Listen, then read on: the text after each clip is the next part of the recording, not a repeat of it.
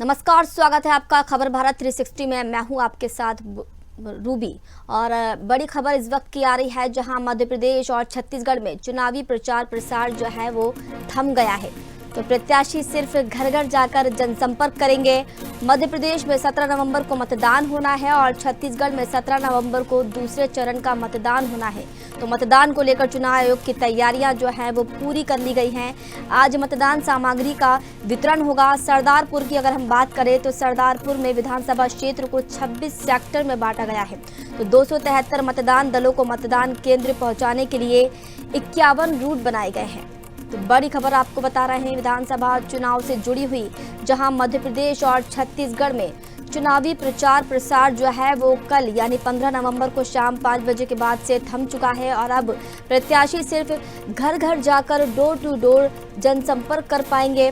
और मध्य प्रदेश में 17 नवंबर को आपको बता दें कि मतदान होना है। वहीं बात करें छत्तीसगढ़ की तो छत्तीसगढ़ में दूसरे चरण का मतदान भी 17 नवंबर को ही होगा।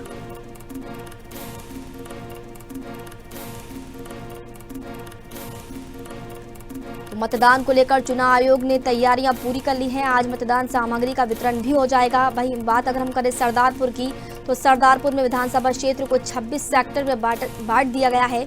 273 मतदान दलों को मतदान केंद्र पहुंचाने के लिए 51 रूट बनाए गए हैं।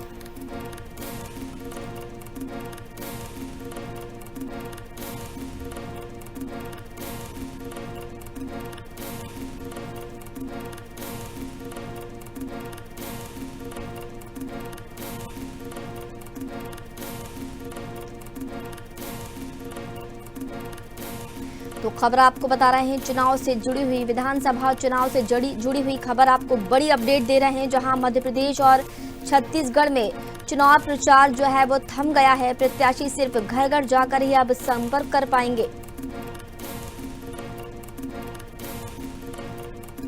तो बता दें कि मध्य प्रदेश में 17 नवंबर को चुनाव होना है और छत्तीसगढ़ में 17 नवंबर को ही दूसरे चरण का मतदान होना है। पहले चरण का मतदान जो है वो 7 नवंबर को हो चुका है। 20 सीटों पर मतदान हो चुका है। बाकी की बची 70 सीटों पर मतदान जो है वो कल यानी 17 नवंबर को होगा, जिसको लेकर मतदान को लेकर चुनाव आयोग ने जो है वो पूरी तैयारियां कर ली हैं।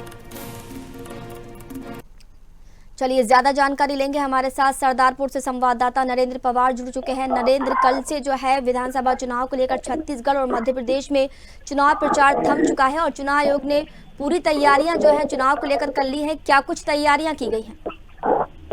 जी जी रोकी जी, आपको बता देना चाहूंगा सरदारपुर तहसील एक विधानसभा 196 में प्रशासन द्वारा पूरी तैयारी कर चुकी है।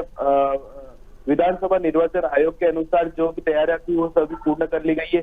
आपको बता देना चाहूंगा कि यहाँ पर 51 रूट बनाए गए हैं। साथ ही आपको बता देना चाहूंगा मतदान 263 मतदान केंद्र यहाँ पर बनाए गए हैं। साथ ही आपको बता दें 1200 से अधिक कर्मचारी की ड्यूटी इसमें लगाई गई है। जी जी रूबी जी, साथ ही आपको बता देना चाहूंगा कि पुलिस पार्टियों की अगर बात की जाए तो 51 दलों में पुलिस 26 पुलिस कर्मचारी भी यहाँ पर लगाए गए। नरेंद्र, अगर हम बात जी जी जी बोले सेक्टर अधिकारी की बात की जाए तो 51 रूट सेक्टर अधिकारी बनाए गए हैं। जी रूबी जी।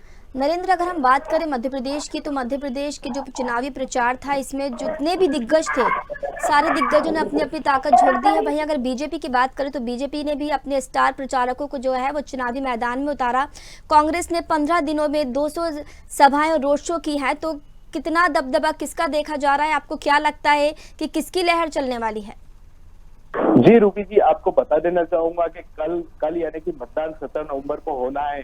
साथ ही 3 तारीख को यहाँ पर रिजल्ट आना है। वही तय कर पाए, कल यहाँ पर मतदाता ही तय कर पाएंगे कि किसकी सरकार बन रही है। जी रूबी जी, साथ ही आपको बता देना चाहूंगा कि अगर बात की जाए तो कांग्रेस बीजेपी के दोनों ही बड़े बड़े स्टार प्रचारक चुनावी मैदान में सभाएं की थी। साथ ही वोटरों को अपनी ओर आकर्षित करने के लिए कई जगहों पर साथ ही कई जगहों पर यहाँ पर हुई थी। जी रूबी जी। हाँ, अगर हम बात करें सरदारपुर की तो 26 सेक्टर में इसे बांट दिया गया है। 273 मतदान दलों को मतदान केंद्र पहुंचाने के लिए 51 रूट बनाए गए हैं। जी जी। जी, आपको बता दें 51 बसों का इस्तेमाल किया जाएगा। साथ ही आपको बता देना चाहूंगा कि सेक्टर अधिकारी द्वारा राहुल जी चौहान द्वारा आज सुबह सुबह यहाँ पर रिटर्निंग अधिकारी जो है उनके द्वारा यहाँ पर समझाइश देकर सभी दलों को रवाना किया जाएगा अभी थोड़ी देर बाद में। जी रूबी जी। हम्म।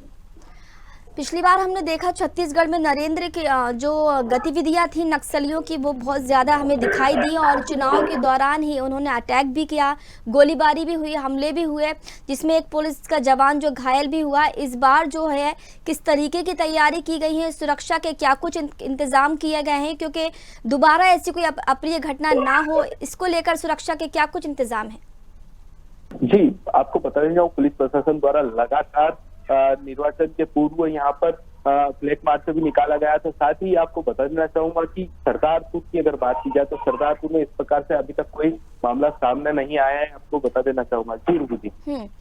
नरेंद्र, इस बार देखा गया है कि लोगों, पुलिस प्रशासन ने तो फ्लैग मार्च निकाला ही और जागरूकता की अपील की, लेकिन इसके साथ ही जो प्रत्याशी हैं उन्होंने भी कहीं ना कहीं जागरूकता की अपील की है और कहा है कि बढ़ चढ़ के मतदान में जो है हिस्सा ले।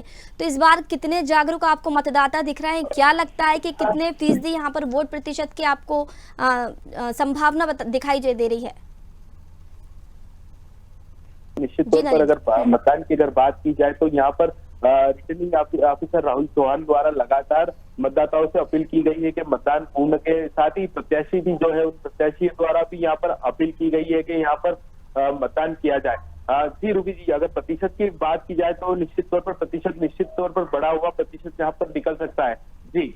अगर हम मध्य प्रदेश की बात करें, क्योंकि छत्तीसगढ़ में तो दूसरे चरण का मतदान था, लेकिन मध्य प्रदेश में पहले चरण का ही मतदान है और एक ही चरण में ये मतदान जो है वो खत्म हो जाएगा।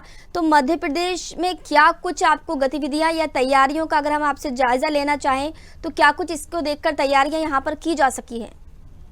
जी, मध्य प्रदेश की अगर बात की जाए तो मध्य प्रदेश में चुनाव आयोग द्वारा लगातार पूरी तैयारी संपूर्ण कर ली गई है। साथ ही आपको बता देना चाहूंगा यहाँ पर 1200 कर्मचारियों की नियुक्त किए गए हैं। वहाँ की अगर बात की जाए तो 36 सेक्टर बनाए गए, साथ ही 51 बसों को यहाँ से रवाना किया जाएगा। साथ ही आपको बता देना चाहूंगा कि निश्चित तौर पर प्रशासन की पूरी तैयारी है कि किस प्रकार से मतदान किया जाए यहाँ पर। जी रूबी जी।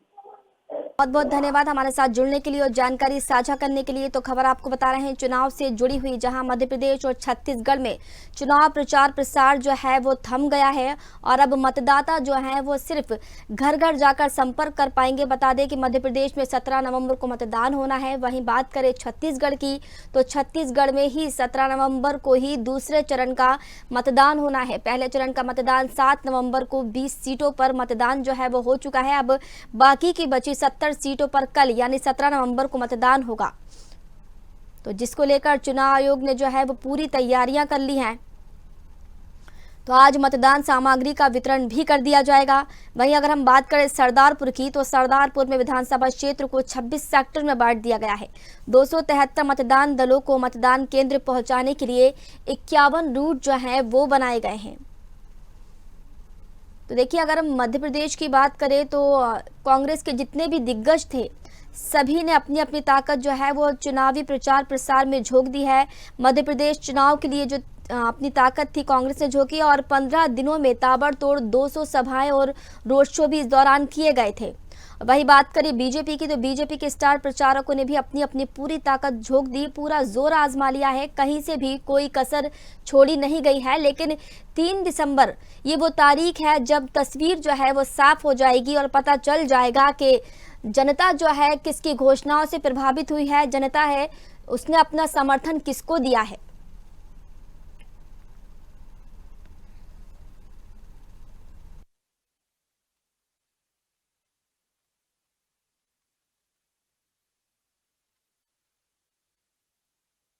नवंबर की शाम 5 बजे से थम गया है और प्रत्याशी अब जो है सिर्फ घर घर जाकर ही संपर्क कर पाएंगे। मध्य प्रदेश में बता दें कि 17 नवंबर को सुबह 7 बजे से शाम 6 बजे तक मतदान होगा। वहीं छत्तीसगढ़ की अगर हम बात करें तो छत्तीसगढ़ में दूसरे चरण का मतदान भी 17 नवंबर को ही होगा।